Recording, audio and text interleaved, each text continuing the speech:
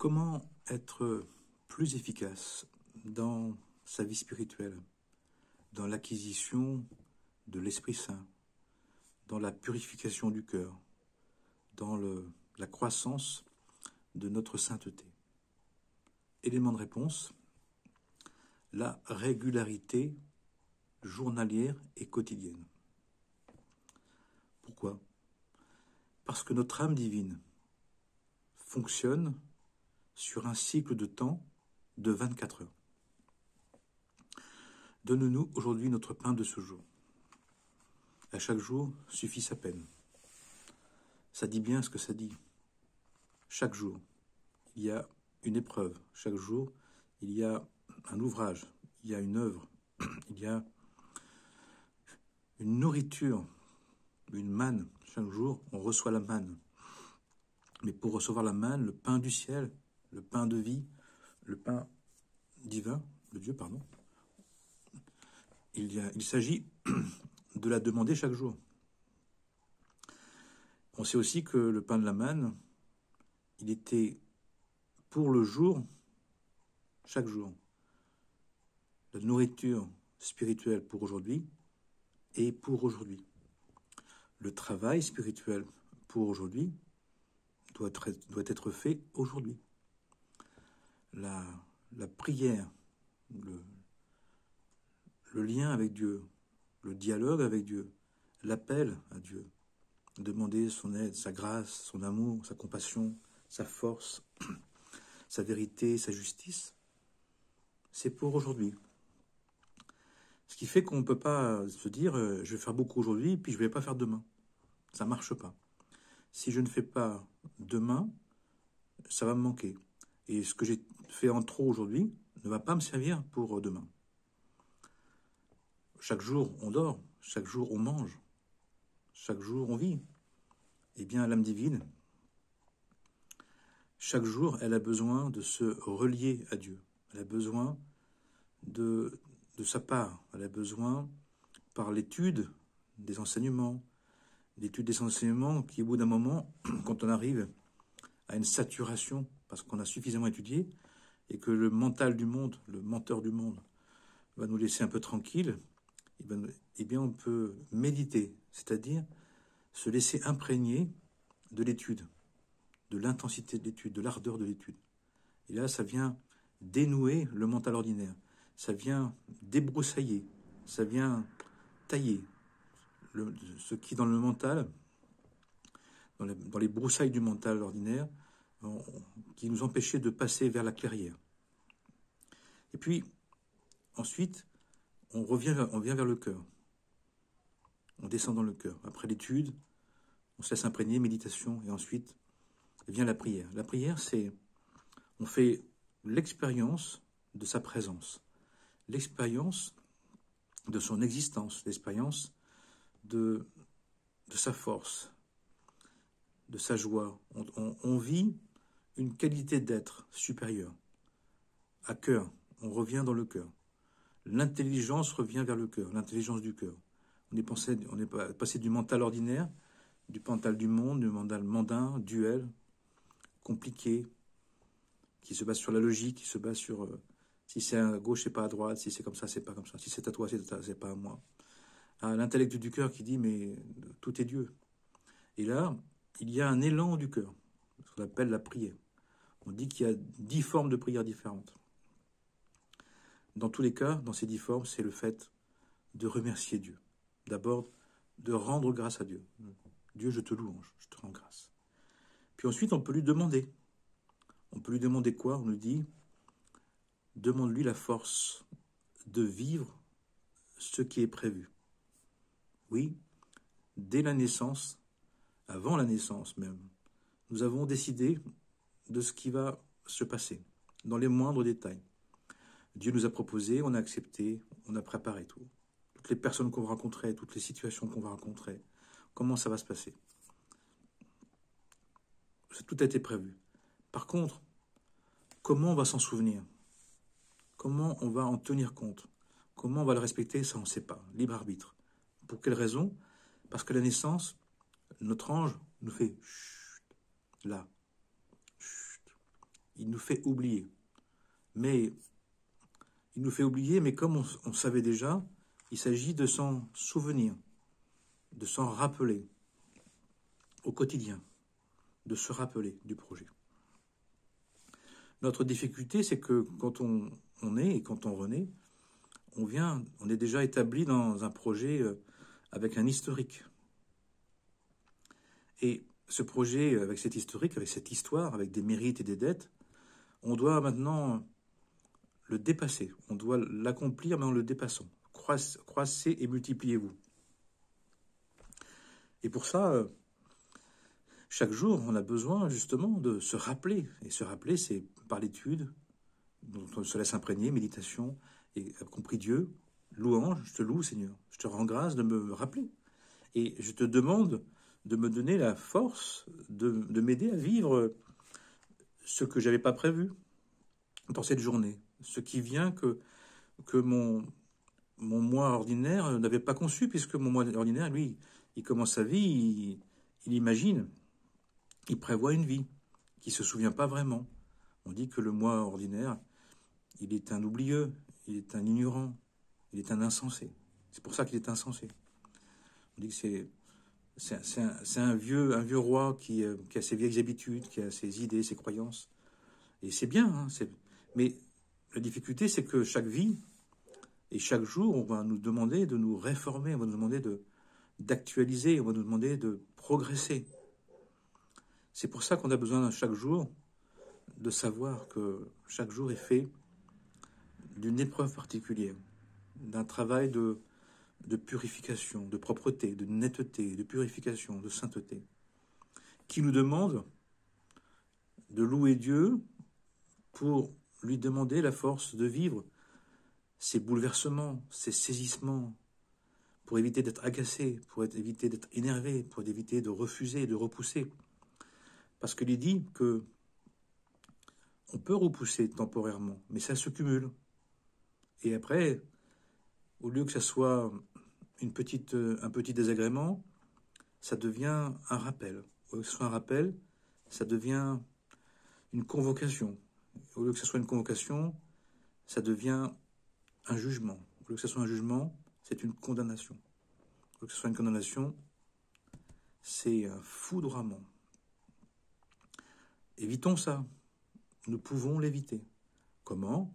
En acceptant de nous conformer au rythme de travail spirituel, quotidien, journalier, sans exception, que nous devons avoir pour faire le travail spirituel. Pour qu'on puisse justement faire la part du jour, faire ce que la journée nous demande. Et il faut faire en sorte que cette journée puisse se réaliser et qu'elle ne se cumule pas avec d'autres. Et qu'à un moment donné, on ait trop de choses à faire. C'est un peu comme quelqu'un qui, au lieu de faire un peu de ménage chaque jour, de ranger au fur et à mesure, ne range pas. À un moment donné, au bout de quelques semaines, quelques mois, il va avoir énormément de choses à faire. Et là, ça va lui prendre énormément de temps. Et la personne peut vraiment avoir cumulé, avoir mis de côté tellement de choses. Et ce n'est pas parce qu'on met du linge sale de côté et qu'on ferme la porte et qu'on met un désodorisant que le linge va se laver, que le linge va devenir propre, que le linge ne va pas sentir mauvais. C'est pas possible. Donc on peut mettre temporairement de côté, peut-être. Mais c'est juste reculer pour mieux sauter. Donc, le travail spirituel, l'œuvre spirituelle, l'œuvre de naissance et de croissance de l'être intérieur, c'est une œuvre quotidienne. C'est pour ça qu'on dit aussi que soit extérieurement avec les mains, avec le corps, avec l'âme mondaine, mais intérieurement travaille l'âme divine. Et pour ça, on a besoin de demander à Dieu, de prier Dieu, de lui demander la force, l'intelligence, le discernement, l'humilité, la douceur, l'ardeur de vivre ce que la journée a prévu de révélation, de renouveau, d'interpellation, de saisissement. Quand est-ce qu'il y a une pause? Quand on dort. Quand est-ce qu'il y a une pause? Dans les 10 commandements, dans les 10 paroles de vie, qui sont devenues les 10 commandements chez les chrétiens, dans le christianisme, c'est le Shabbat. C'est le temps du Shabbat. Pourquoi on fait cette pause de 26 heures? C'est pour, justement, en le faisant, on est complètement en Dieu. 6 jours sur 7, tu travailleras. Et le 7e jour, tu m'honoreras. Le 7e jour, on honore le saint nom de Dieu. Shabbat. Ce qui fait que c'est pour ça qu'à un moment donné, les personnes, ils ont envie de partir, de voyager, de sortir, d'oublier, de s'évader. Parce que si on ne fait pas le travail spirituel du jour, on va se décaler. Jusqu'à des décalages de conscience qui peuvent aller dans des drames physiques, dans des drames psychiques, dans des dépressions, dans des descentes aux enfers, dans des saisissements terribles, dans des souffrances abominables. Parce qu'on a cumulé, parce qu'on ne savait pas, on ne nous a pas dit, on ne s'est pas rappelé, on n'a pas cherché suffisamment. C'est pour ça que je le dis. Bien sûr que chaque jour, si on s'y attend, c'est pas pareil. Il y a ce qu'on a envie de faire, c'est légitime, mais pas que. Il n'y a pas non plus à faire que ce qu'on n'a pas envie de faire. C'est pas le sujet. C'est pas ça que je dis. C'est dire simplement, il y a ce que l'on veut, ce qu'on a prévu, mais aussi ce que notre âme divine a besoin de vivre aujourd'hui. C'est ce qu'on va appeler l'imprévu, ce qu'on va appeler ce que je n'avais pas choisi, ce qui m'agace, ce qui m'énerve, ce qui m'empêche, ce qui m'oblige. Mais si on l'intègre, eh bien on intègre une dimension, une plus grande entièreté, une plus grande intégrité de l'être, puisqu'on va vivre chaque jour à la fois comme une personnalité du monde, légitime, qui a ses besoins, et en même temps comme un être divin, comme un prince et une princesse qui doit devenir un roi et une reine, un enfant divin qui doit devenir un fils ou une fille de Dieu. Et donc il y a ce travail spirituel. Il suffit de les associer, il suffit de les reconnaître, de les apprécier. Et ça veut dire aussi que ça va nous donner une autre attitude dans la vie. On va être moins réactif, on va être moins insensé, on va être moins agacé, moins colérique, moins violent, moins énervé, moins angoissé, moins dépressif, moins déprécié, moins coupable, parce que on aura prévu l'imprévu, on aura prévu l'imprévisible, on aura prévu que quelque chose d'autre que ce que je veux, que ce que j'attends, que ce que j'exige, que ce que j'espère existe aussi dans ma réalité. Je suis un être divin qui s'incarne, qui est incarné, un être humano-divin. Il y a l'humain et il y a le divin. Et les deux ont besoin qu'on s'en occupe. On a besoin de faire place aux deux pour aller bien, très bien, pour que tout soit très bon, très juste, très noble. Donc, prions chaque jour, demandons à Dieu d'avoir la vaillance, de vivre ce qu'on veut, mais aussi ce que notre âme divine a prévu avec Dieu, ce que Dieu veut, comme on dit.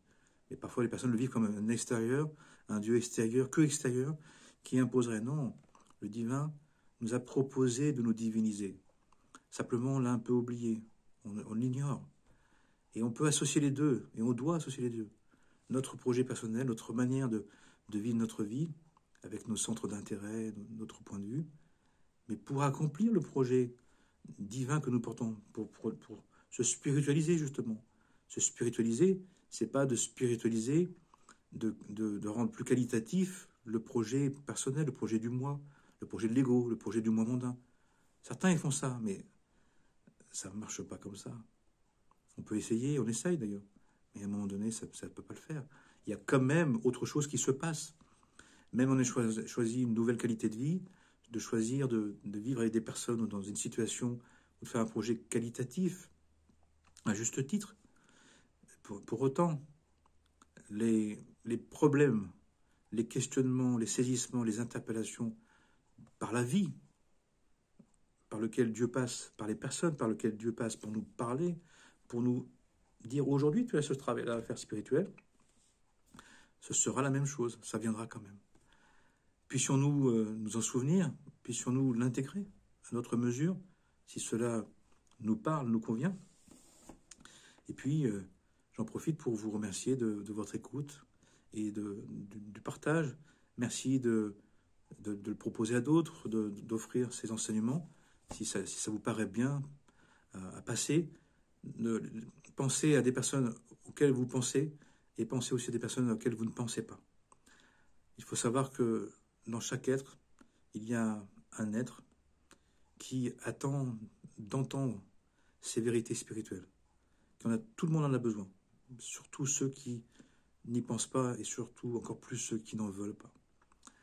Et c'est prendre aussi un risque dans la relation de dire « j'ai pensé à toi comme jamais, j'ai pensé à toi comme un être divin ». Ah bon? Mais moi, ça ne m'intéresse pas, c'est pas grave, mais tu es un être divin. Je te propose ça, il y a quelque chose qui me parle là et que j'ai envie de partager avec toi. Même si tu en feras bien ce que tu en veux, ça te regarde. Bonne journée, Amen, Amana, que Dieu nous bénisse, que Dieu nous inspire, que Dieu soit, on met Dieu dans le coup, que Dieu soit avec nous chaque jour, à chaque heure, à chaque instant, et que notre respiration devienne une inspiration afin de recevoir l'insufflation de l'Esprit Saint, l'Esprit tout amour, la Sainte Awen. Amen, Amana.